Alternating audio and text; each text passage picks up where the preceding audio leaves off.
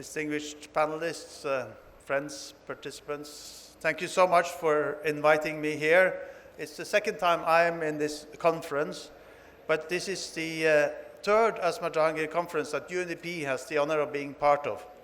It gives us immense pleasure to witness how the Asma Jahangir Foundation has evolved this into a truly memorable event, not to be missed by anyone interested in human rights.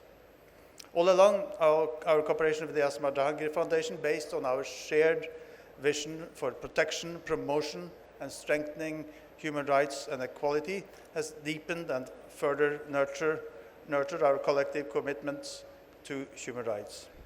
Today, we gather here not just for a series of expert sessions and dialogues on most compelling human rights themes, but also to rejuvenate the spirit that Asma Jahangir imbued the human rights discourse in Pakistan and beyond its borders. At the United Nations, we remember Asma Jahangir as a human rights giant. For more than 40 years, she defended human rights with courage, eloquence, and integrity. She stood up for everyone, everywhere, for women victimized in the name of honor, for abused children and religious minorities, for bonded laborers and the disenfranchised, and even for her critics. We remember Asma Jahangir as one of the world's loudest voices for the rule of law, democracy, and human rights. Her sister, Hina Gilani, rightly said that her passing was a loss for everyone, but especially for those who are voiceless and whose voices she raised. In 1996, my wife Anne was fortunate to be able to interview Asma Jahangir for the Norwegian newspaper Aftenposten. They spoke of her work and the pressures she faced. Asma spoke with genuine pain when they discussed the plight of abused women or prisoners of the downtrodden. And Anne asked, wasn't it hard to dedicate your whole life to fighting for the poorest and most helpless? Yes, but she was unfazed, although for her children's sake, she wished she didn't always get home so late. One day, she said, they will hopefully understand why it was necessary. I know they understand. We all understand. That's why we are here. Defending human rights is difficult work, but defending human rights has never been more necessary.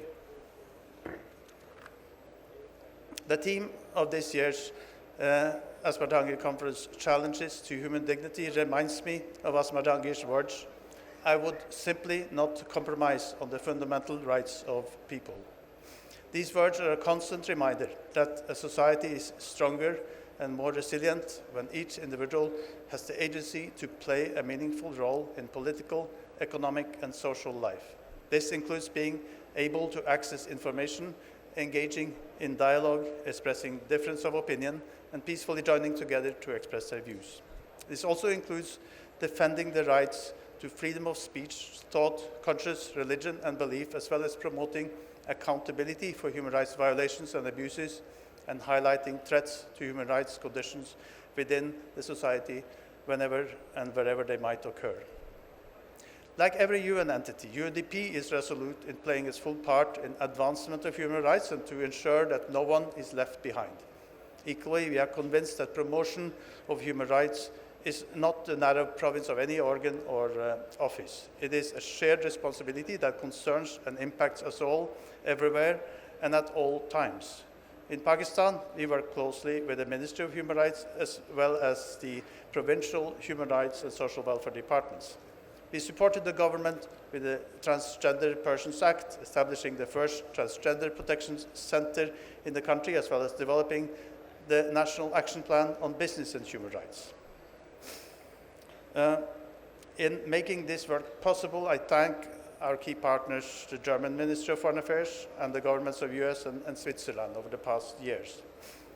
We are also supporting the Ministry of Human Rights in establishing a comprehensive mechanism on human rights data collection, analysis, and reporting. At the provincial level, the departments are receiving technical capacity support for improved policy development and implementation. Apart from that, we work extensively through our rule of law program with the support of the European Union, the US, and the government of Japan in establishing model police stations and the gender desks to facilitate the people, and especially the women of Pakistan, to access justice. I'm especially proud of the virtual courts being established through this program to ensure no one is left behind. Thanks to the support of USAID, we are helping young women lawyers with their education and training so that there could be more aspiring young Asma Jahangirs. Finally, it's befitting that this year's Asma Jahangir conference coincides with the lead up to the 16 days of activism and up towards the International Human Rights Day.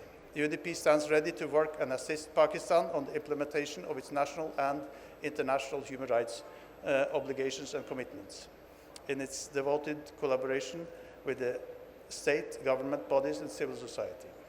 Meanwhile, it's essential that the voice of civil society is incorporated into this work.